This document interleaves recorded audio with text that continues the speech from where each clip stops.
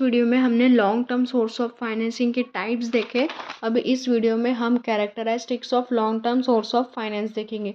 इसमें ये सिर्फ 4 पॉइंट है, ये हमें 4 मार्क्स के क्वेश्चन में भी आ सकते हैं। ओके, तो रीपेमेंट पीरियड मतलब जो हमने पेमेंट बोरोड फंड्स लिया है वो रीपे करने पड़ते एक ईयर, एक ऑफन सेवरल ईयर में। ओके, उसके बाद आता है पर्पस, हम किस पर्पस के लिए long term source of finance लिए थे। क्योंकि use for capital incentive activity such as infrastructure, machinery and business expansion, क्योंकि हमें कोई असेट खरीदने हो, फिक्स असेट या फिर मशीनरी खरीदना हो, या हमारा बिजनेस को एक्सपांशन करना हो। ठीक है।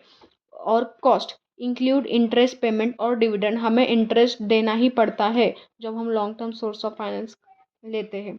उसके बाद रिस्क, जैसे हमने लॉन्ग टर्म सोर्स में 2 टाइप देखे थे, एक borrowed capital, borrowed fund and own fund.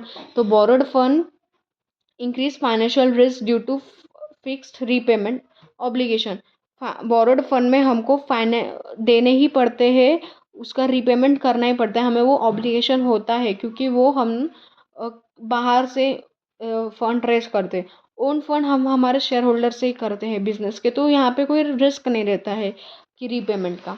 उसके बाद इस क्वेश्चन में हम advantage of long term finance भी कवर करते हैं। तो उसमें भी ये सिर्फ 4 पॉइंट है, यही 4 पॉइंट लिखना है, इसमें कोई इसके अंदर कुछ और ऐसा कुछ नहीं, यही लिखना है। तो फिर ये भी हमारे 4 मार्क्स के लिए आ सकता है।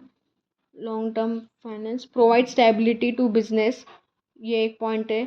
Enable companies to undertake large scale project and expansion, reduce the financial pressure of short term liabilities and facilitate better financial planning and management, ये है advantage of long term finance.